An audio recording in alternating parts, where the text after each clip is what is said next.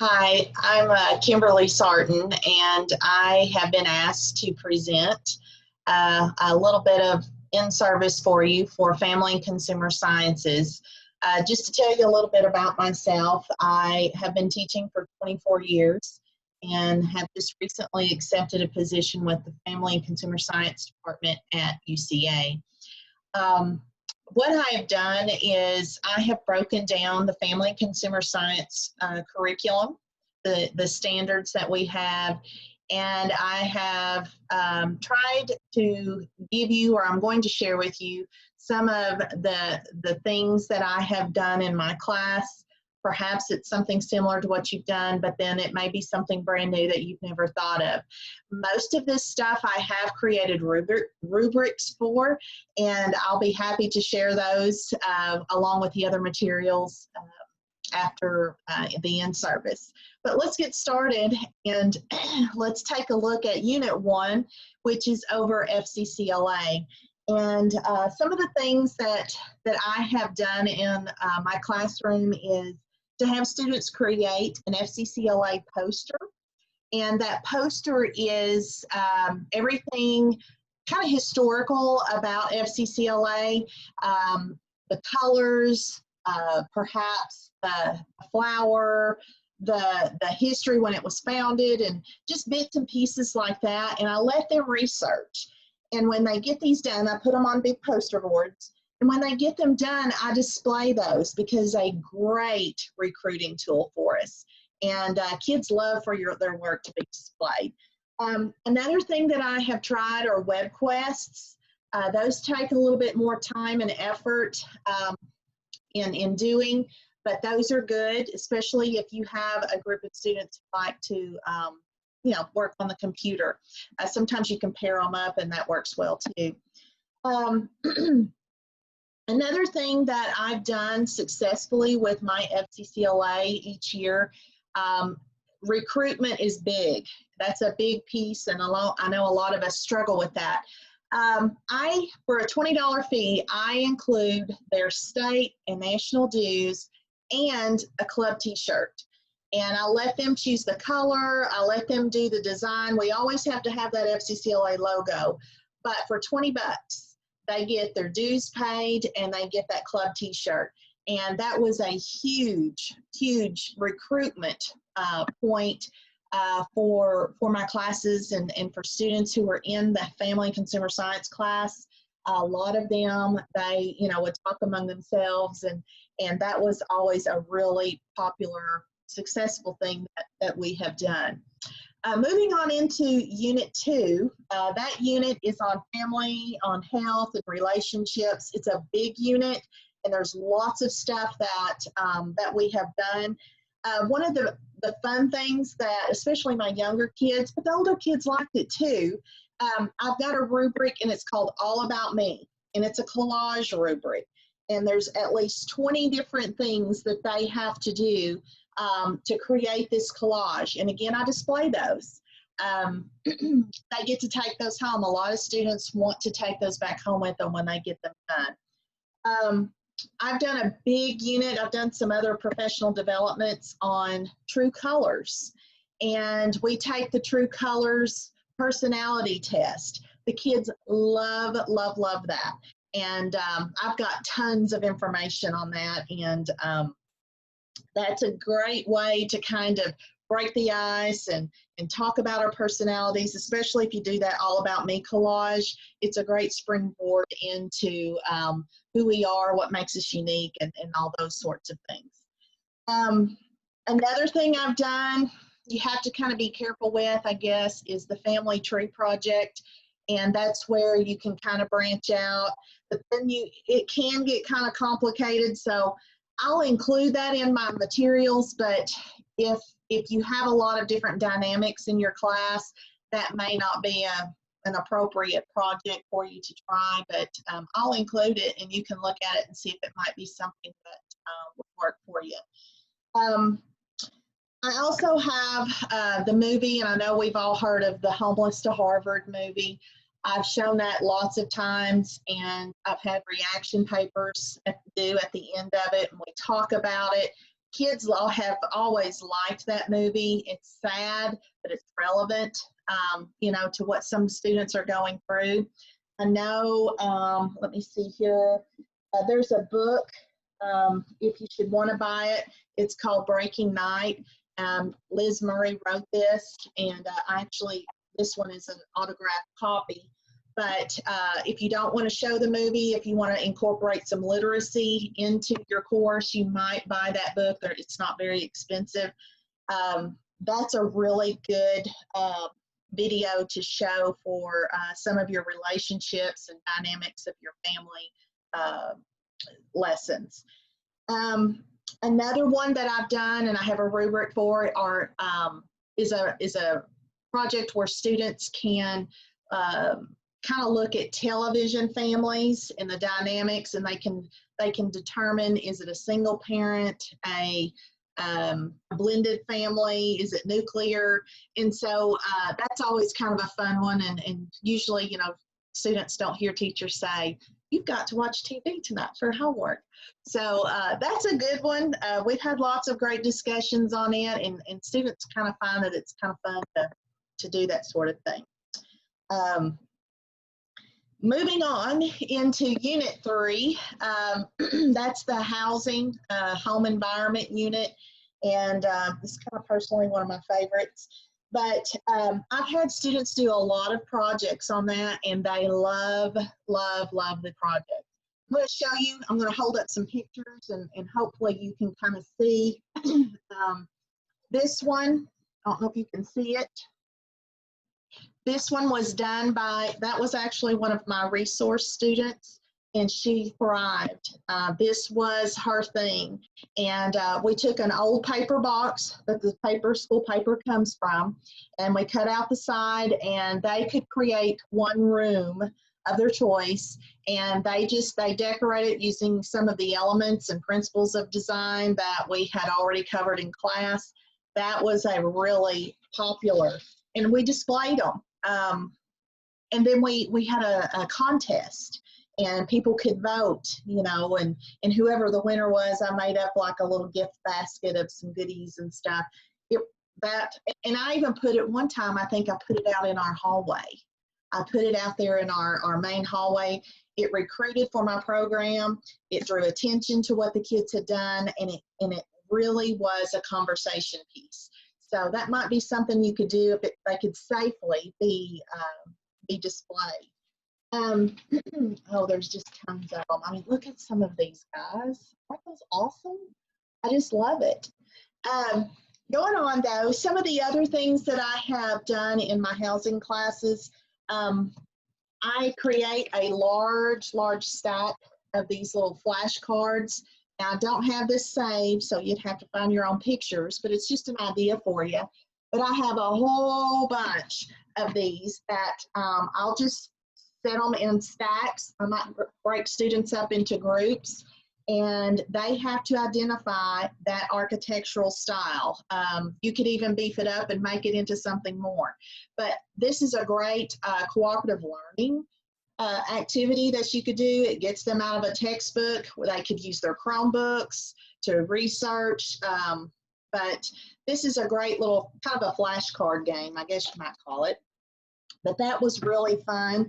I also have a rubric that I've designed, and it is for interior design book. And I don't have one with me because the kids want them back. But they're a thick booklet. We buy those little 20-cent 3-brad booklets from Walmart or Dollar General, Dollar Tree, and we use white typing paper, and they create a booklet. And the booklet is on the principles, the elements of design, and they have to find pictures out of magazines, and they paste those in there, label it, and then they can't just paste it in there and not explain it. They have to give their rationale for why did you choose that, so that I know that they know why that picture represents a particular interior design piece. Very popular, but it does take a lot of time. I usually gave about a week to 2 weeks in class to do it. And then they also had a whole month to get it done. So they had some time at home and on their own to, to get that one finished. But it's a good one. Very thorough, very, very thorough. Housing styles like bungalows, Victorian, I don't know, Frank Lloyd Wright style homes, that just different kinds of architecture. I have another rubric if you want to go that route, where something kind of similar to these, where they have to look up a particular design or architectural style of home, a roof line, doors, that kind of thing. And they have to find pictures, and they have to give you a little bit of information, like when was it popular, and what are some of the characteristics of those styles of homes, so that it digs a little bit deeper than just, here's a such and such house. It gives them a little bit more of an opportunity to dig, and that's good. They learn a lot from that. The last thing I do with the housing course is I have them research an architect, and Arkansas actually has some really neat architectural buildings throughout the state. We've also had a couple of architects come from our state. But just think about some things that you might be able to incorporate into your classroom where it takes it to the next level. That's what I'm always thinking. How can I take this, the standards that we have, and how can I take that and let the kids expand on it? Because they learn by doing. We know this. And when they can do these kinds of projects, and that's stuff that will help them to remember. So I hope I'm not going too fast on this. I've got so many great things. Unit 4 is the clothing and construction unit. And of course, I don't have anything with me right now, because what we do, we do two things. The first thing is an independent, we do a pillow. That's a basic beginner sewing project, and they take that home. The second piece of this is I have them create 2 quilt blocks, and it's, guys, this is just a 9-piece little quilt block. They have to do 2 apiece. When they get those done, then we join them together. They decide how they want to piece this thing out, and we have to move tables and everything to lay this quilt block, to design it and get it laid out how we want it. And then they create a quilt, class quilt. And we use the old darning method of quilting, and it is a class-wide project. Everybody is involved all the way around that quilt. And we get it done. We draw a name for the winner of the quilt. Now, I have had some students who are like, nah, I don't want the quilt. Don't put my name in the bucket. So we don't. But most of the time, everybody's like, yes, put my name in that bucket because I want that quilt. And it also gives them a little bit more of an ownership. So they take a little more pride in their work, but they loved that quilting project. Something that I didn't get to do that I was going to because of the COVID outbreak at the end of the school year, we were going to try those rag rugs. And this is on Pinterest, but you can use those non-skid netting like backings for your rugs at home. You can use those. You can get them at Walmart pretty inexpensively. Or you can get really fine what they call bird netting, like at the hardware stores, and cut those into pieces. And they just cut rags, old t-shirts and stuff, different colors, tie them in there, and you can make what I call a rag rug. And we just didn't get time to do that. But I think it would be something really easy and something that's kind of recycling and repurposing some old t-shirts that you might have laying around. Unit 5 is parenting and child development. Again, that's another really big unit. My students loved that unit, and I've got lots and lots and lots of stuff that we've done for that unit. The first one, I didn't have enough money to buy the the computerized dolls. I didn't. Those things are really expensive. And so I looked on Amazon and I was able to find, I think they call them reborn or newborn dolls. They're very realistic. Like, I mean, the way I mean, they're just very, very realistic. And so I got those. I think I priced them at about $70 a piece. So if you're trying to offset some costs or maybe rotate some, they don't cry, they don't do all the things that the big expensive dolls do. But what I use them for is I use those, number one, for some of my resource students that just couldn't handle the crying babies and the responsibilities of that, but at least they could handle the responsibility of carrying around a baby at school that day. They look very real, and I will tell you, when we were unboxing those in my class, I had students that weren't even in my program. They were coming in and like, where are those baby dolls? I want to see those dolls. So people, those kids just, I don't know, guys, they just loved them. People were coming in, some of the staff from the office, they had heard about them and they wanted to come in and look at them. So you might check that out and see if you might have some students to carry those while other students are carrying the actual, you know, excuse me, the computerized dolls, and it might help offset your, you know, cost in buying some of those because they're really expensive. Anyway, you can tell I get excited about that stuff, but it was awesome to see those students get really excited about a doll, you know, and these are high school girls.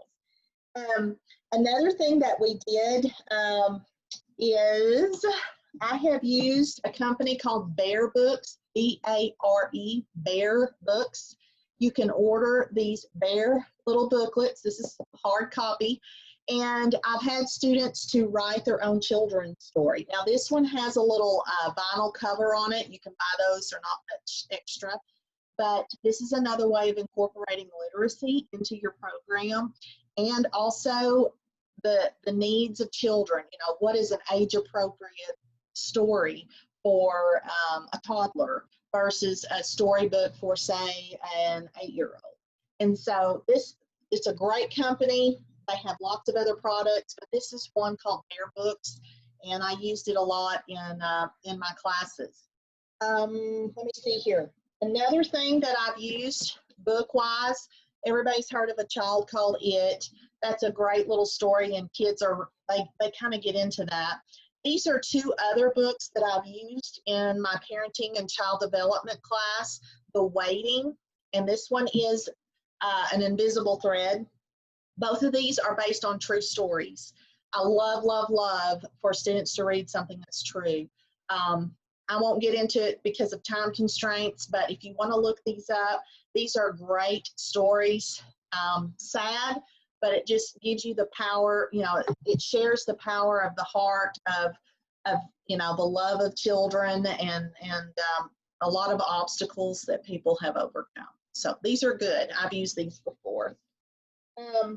Another thing, I'm looking here at what I've got. Oh, here's a good one, and I don't know that I can show all of it to you, but in my parenting class, I had students to do a prenatal timeline, and I displayed those outside of my classroom in the main hallway. I had my superintendent looking at them. I had my school board members looking at them, and it was definitely a recruiting tool because people were like, man, those are really neat. But we worked really hard on these. I don't know if you can kind of see kind of how those are, but it's a whole timeline.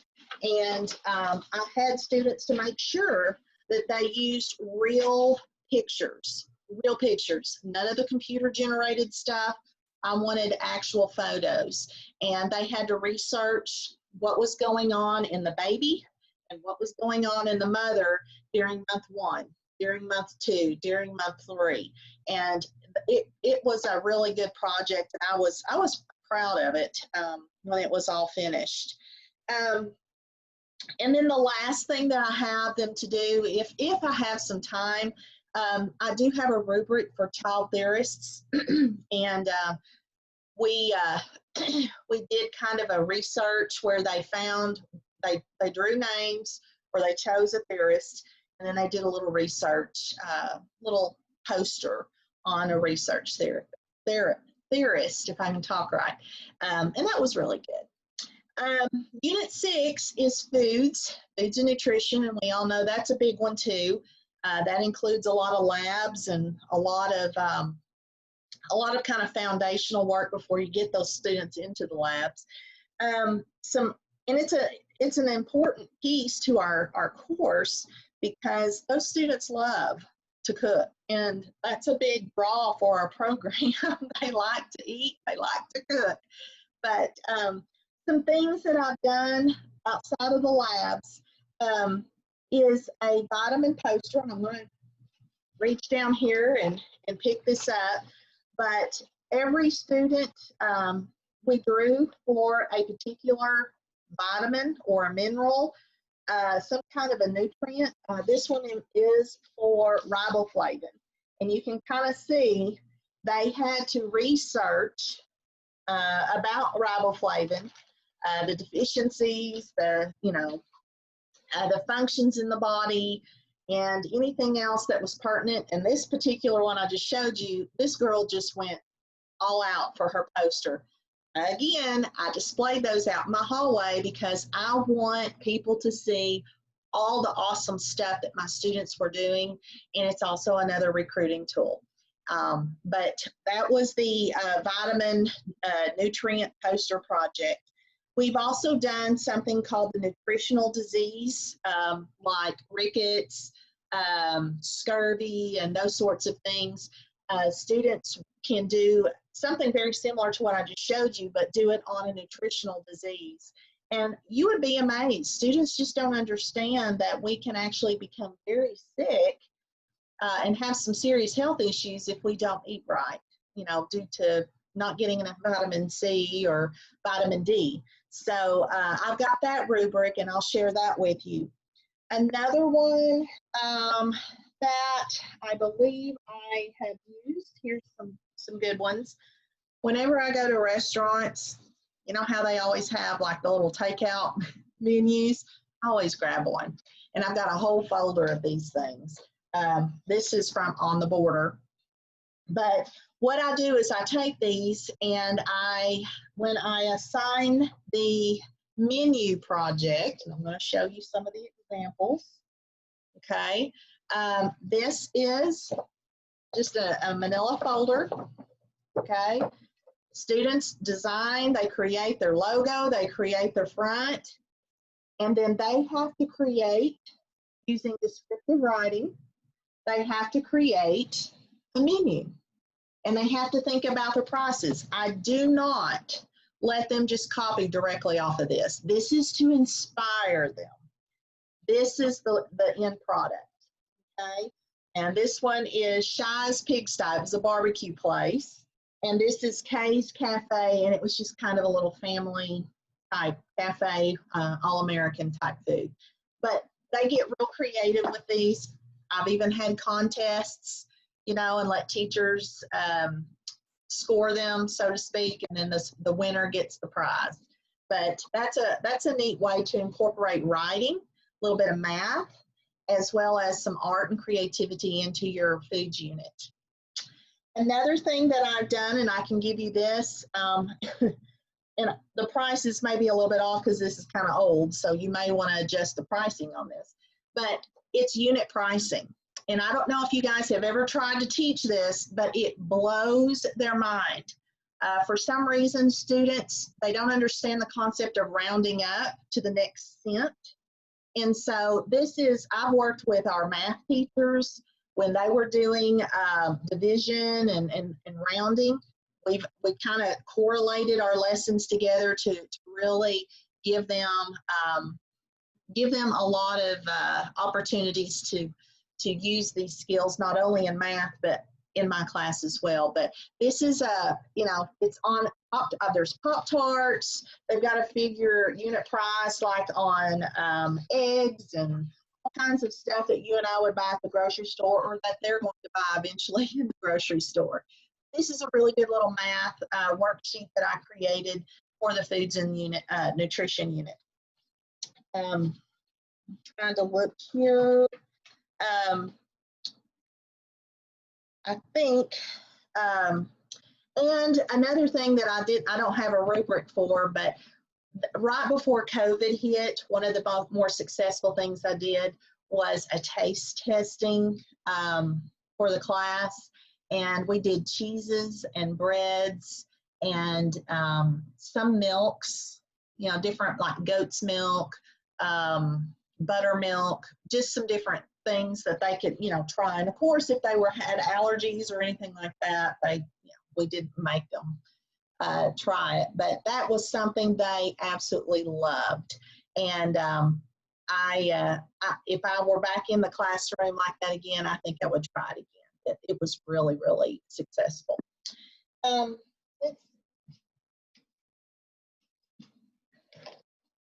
Let's see here.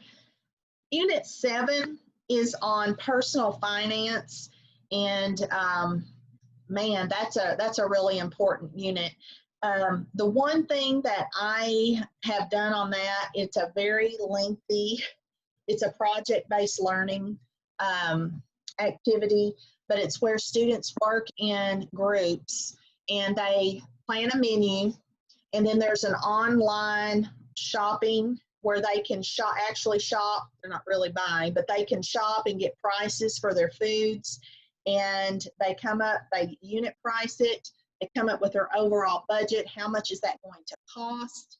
And it's a whole process. Now, it took my students about 2 weeks to do this, but it hits a lot of points. And so you might look at that. I think I have that as a rubric, and I'll share that.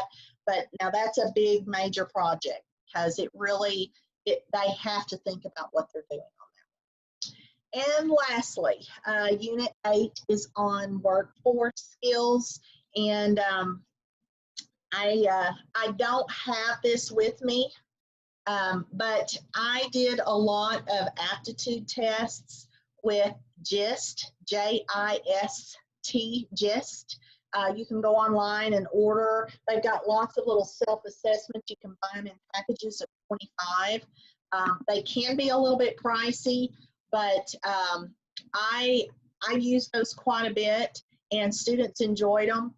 I'll tell you another thing that I've done with this is going back to that true colors that I've done in the past.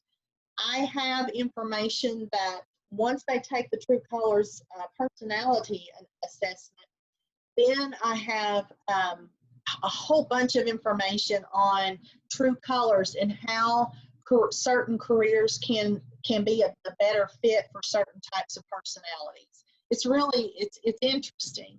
And I can share that with you if you should, be interested. It's very lengthy, so but it's really good. Another thing in Unit 8 that I have done is I go to the website for careers. It's the I just went blank.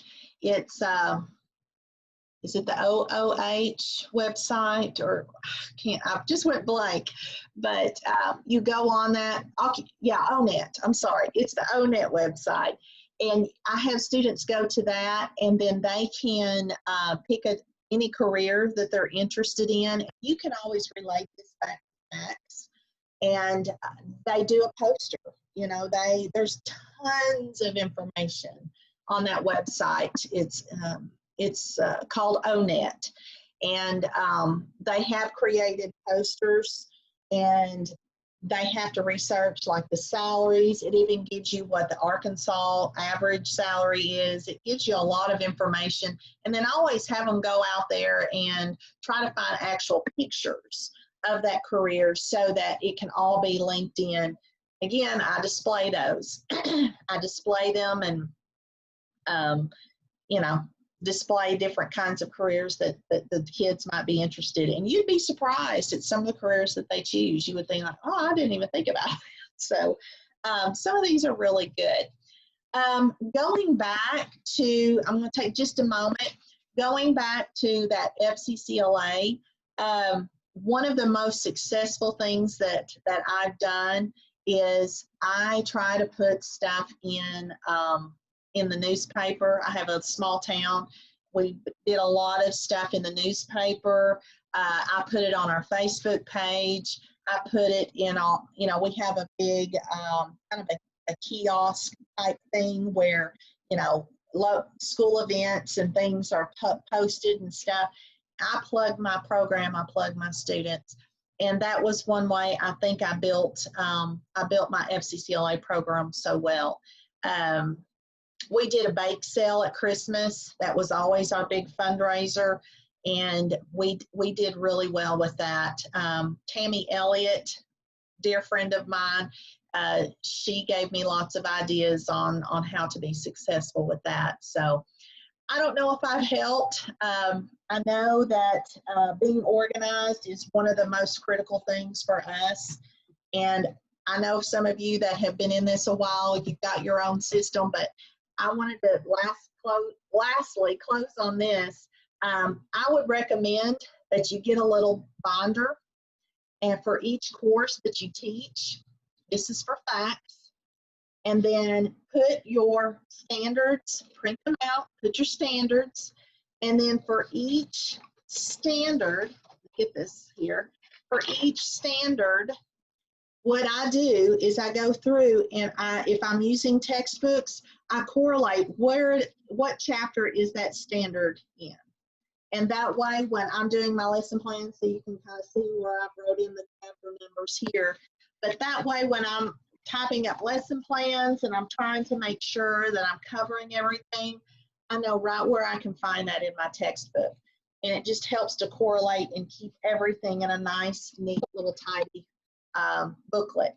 I've got one, I had one for child development and parenting. I had one for housing, human relations, and, you know, all those old courses we taught. And I can't say how much this has helped me just to stay more organized, and it helps me keep track of what I'm teaching. I've even made notes in here like, you know, prenatal timeline, or I'll make little notes in there to know, hey, that standard, I'm going to teach that by, you know, doing projects or things in the classroom. So anyway, again, my name is Kimberly Sarton, and I hope that I have helped you a little bit with some ideas. And if you have questions, you'll have my email address, and I'll help you any way I can.